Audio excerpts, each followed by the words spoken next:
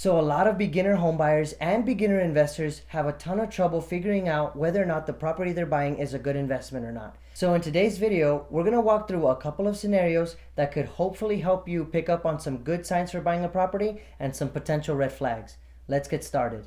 Alright, so let's say you're completely tired of being crammed in your small apartment, and so you start checking Zillow for some houses. And then all of a sudden, you find a good looking house that is just within your price range, and you ask your agent if y'all can go look at it. You see that it's got new paint, updated floors, great tile in the bathrooms, and you like the overall flow and feel of the house. Your agent tells you it's a good buy for the price.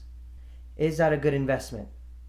Well, you can't really tell because the sellers might have made those updates to mask some potential problems in the house.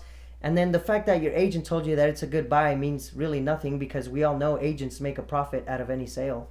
So let's move on to a different scenario, shall we? Let's say that in this case, you find a distressed house that you can potentially buy for under market value.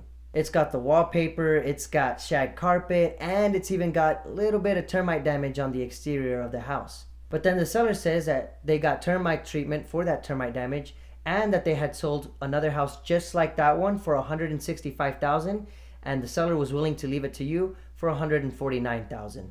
Is it a good investment? Well, again, you can't really tell with this example. The seller could be lying to you about selling a house just like that one for $165,000 after it was fixed up, just so that you could be comfortable buying it at $149,000, and then you'll probably just end up with a termite infested fixer.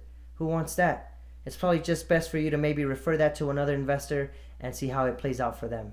So now, let's say you found a super cheap house for sale for only $75,000. The house isn't super nice, but it is a 3-bedroom, 2-bathroom house, and it's already being rented for $1,500 a month. See, now that is a good sign, because if you buy it, you could decide to let the tenant stay and continue to reap those $1,500 a month without having to do any remodeling.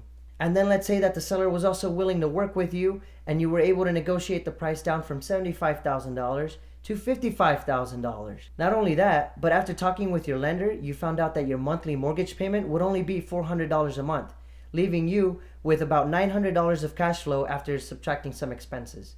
Is that a good investment?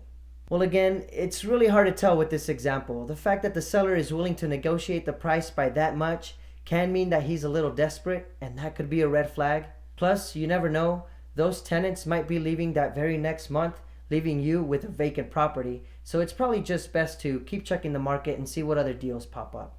Okay, so by now, I really hope that you know that I'm joking, but I just really wanted to portray what happens in the mind of a beginner investor.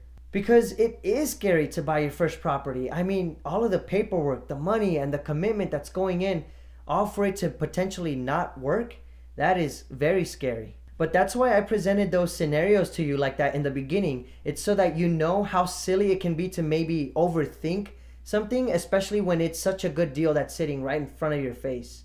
Now, obviously, I drew inspiration from Casually Explain's Is She Into You video, but the funny thing about those scenarios that I mentioned at the beginning were actually from my real life experiences from the 3 properties that I've bought so far.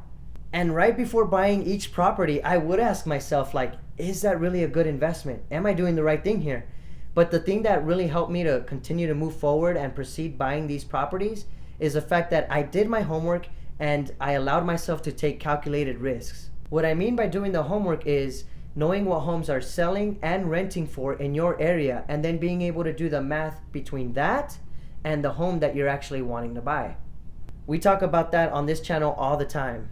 And what I mean by taking calculated risks is being able to wisely decide based on the math that you did on whether or not the house that you're looking at is a good investment or not. Basically, what I'm trying to say is that there's a difference between taking a calculated risk and then just YOLOing your money into real estate. And there you go.